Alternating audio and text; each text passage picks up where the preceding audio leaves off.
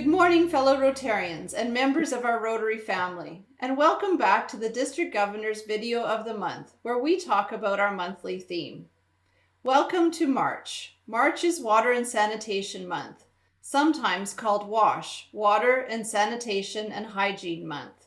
Today, I am very fortunate to have two local Rotarians who have been very hard at work with projects focusing on improving water and sanitation for local community members in various countries. Water, clean water, a key element in establishing and maintaining a healthy human. Yet for many, this key element is missing, creating a very challenging lifestyle. Bill Skinner from the Rotary Club of Heritage Park is with us today and will share a little bit more about their projects in Guatemala. Bill, can you describe the setting for this water and sanitation project? Thank you, Mary. Referring to the map of the general lake area, Lake Atitlan is in the mountainous volcanic western highlands of Guatemala at an elevation of 1,560 meters. Its maximum depth is over 1,100 meters, and it has no known surface outlet. The watershed encompasses more than 500 square kilometers. About 400,000 people, mostly indigenous Maya, live in the watershed, with about 180,000 living in 12 towns along the lakeshore. The Maya are generally the poorest component of the Guatemalan population. The basin is economically important for four reasons. First, it's a major tourist attraction for both domestic and international visitors. Second, it's a source of potable water for lakeshore towns. Third, there's a small commercial freshwater fishery in part of the lake. And four, in the higher parts of the basin, subsistence agriculture is still common. Sounds really interesting, Bill. So tell me more about what is the necessity that a Rotary Global Grant program is going to address? The big goal is to reduce human waste contamination of Lake Atitlan. Of all the human waste generated in the lake basin, only about 20% is controlled and treated at all, as is shown on the chart. While there are 12 municipal treatment plants in the basin, few function properly and net treatment is minimal. For example, the town of San Lucas Toliman, with a population of 34,000, has no municipal treatment facility. Therefore, large amounts of human waste end up in the lake. That comes from discharge from lakeshore towns, as well as that carried by rivers draining the upper parts of the basin. Environmental studies show that lake water quality has been continually declining for many years. So this sounds like an incredible project for Rotary. What's the solution for us to follow? The Rotary E-Club of Lake Atitlan has developed a concept to lead a long sequence of global grants in partnership with a variety of North American clubs. The projects will focus on smaller villages in the upper part of the basin. Larger scale municipal systems of treatment are not contemplated as part of the plan due to their cost. The collaborating agency that will do the physical construction and installation is called Agua del Pueblo. It's a Guatemalan NGO that has done this type of work for more than 30 years. There are two primary processes that will be used. Where the local housing density and topography allow it, small-scale septic systems to serve 5 to 10 families will be built. As partly shown in the photos, those will include a debris trap, septic tank, soak pit with vegetation absorption, and outflow of clean fluid into orchards or cornfields. Sludge would be transferred to drying pits as needed, where composting would be managed for eventual use as fertilizer. Where septic systems are not feasible, VIP latrines will be installed. In some communities, there may also be a need for an improved water source. That could be addressed with hand-dug wells and related tankage and pipelines, as most useful springs have already been captured. Phase 1 of this program has already been completed in late 2020.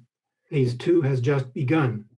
Both phases 1 and 2 were sponsored by a club in Minnesota. Phase 3, with Calgary Heritage Park as the international lead, is in the planning and fundraising stage. It will not likely start until early 2022. Sounds like an incredible project, Bill, with lots of work to be done and lots of work that's been done already. I think one of the biggest questions going forward now is how does Rotary control the process and plan for ongoing sustainability?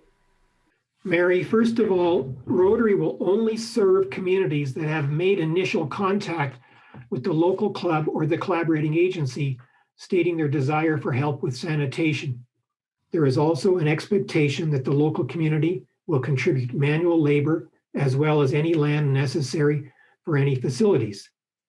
Ongoing sustainability is not normally a big problem, as almost all communities already have formal water committees that manage existing systems and charge a tariff for maintenance that could be adapted to any new facilities. There will also be training for use and management of the new facilities.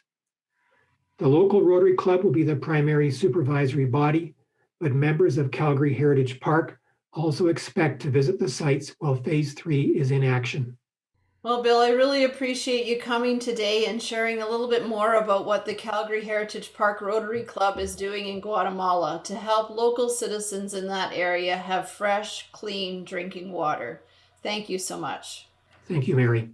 Another Rotarian with a long history in water projects is Bob Weins. Bob is here today from the Rotary Club of Calgary at Stampede Park. Bob, can you tell us a little about the water projects and the district? Well, since the Rotary Foundation went electronic, clubs in the district have completed 19 global grants related to WASH. Currently, there are 16 open global grants underway and several in the draft application stage. So, Bob, tell me what types and where are the global grants being done? The active projects are taking place mostly in India, Central America, Colombia, and East Africa. Many of the projects relate to water supply, such as drilled wells or rainwater capture, and household water treatment using Biosand filters. Some include improvement of latrines.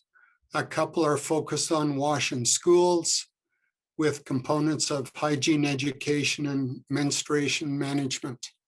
Bob, we see that your club's global grants are mostly pertaining to household water treatment. Why is that?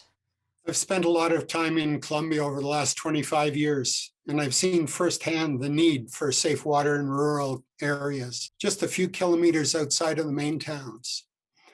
Municipalities just do not have the finances or the knowledge to serve these rural citizens with safe water. On the other hand, the state and the families bear the burdens caused by acute diarrhea and parasites caused by unsafe water. Household water treatment is a viable option, and through experience, I know the Biosand filter is the most sustainable of the technologies available. These projects are scalable, so Rotary clubs can proceed with the finances easily found and not spend so much time looking for partner clubs. In addition, Rotarians are fortunate to have a local NGO called COST, the Center for Affordable Water and Sanitation Technology, who have helped many Rotary clubs improve training and sustainability within their projects in many countries. Bob, tell me more about how the Biosand filter works. My club has been supporting filter projects since the late 90s. It's simple, long-lasting, easy to maintain technology, which fits perfectly with Rotary's drive for sustainability. Basically, it's a concrete box with very fine sand media, all locally sourced.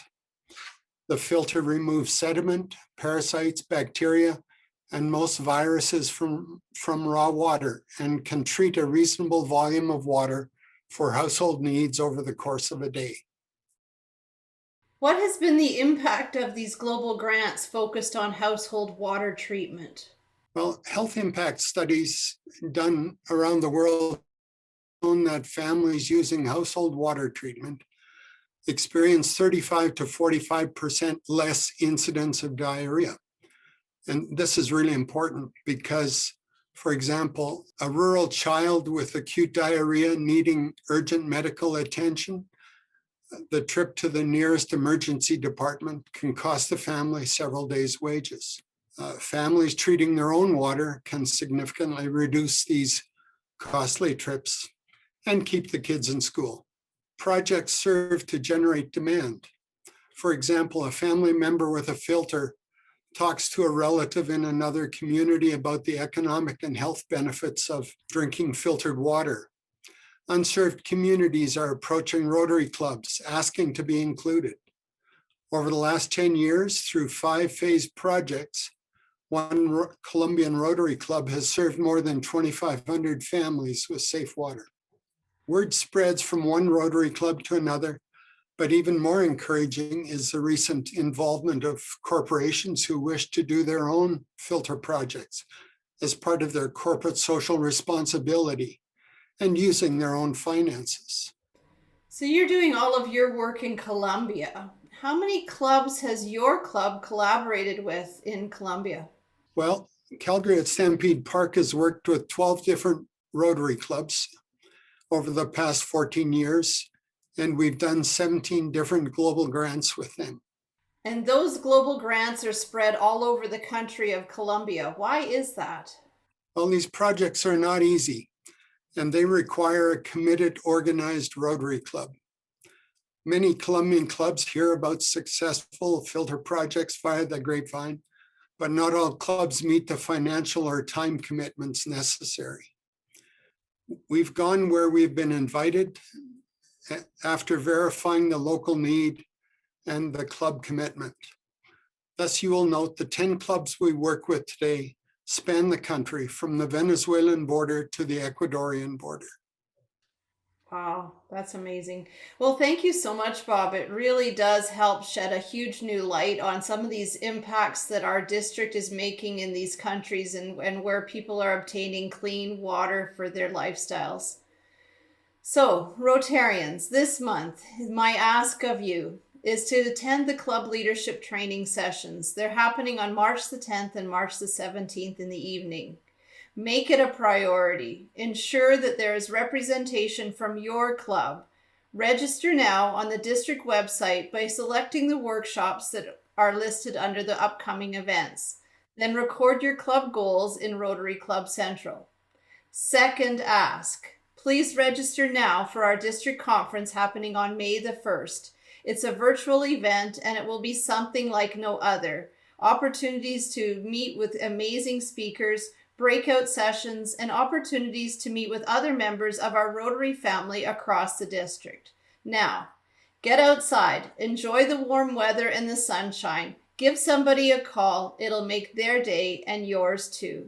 Thanks for joining in. Keep safe, stay well, and we'll be in touch.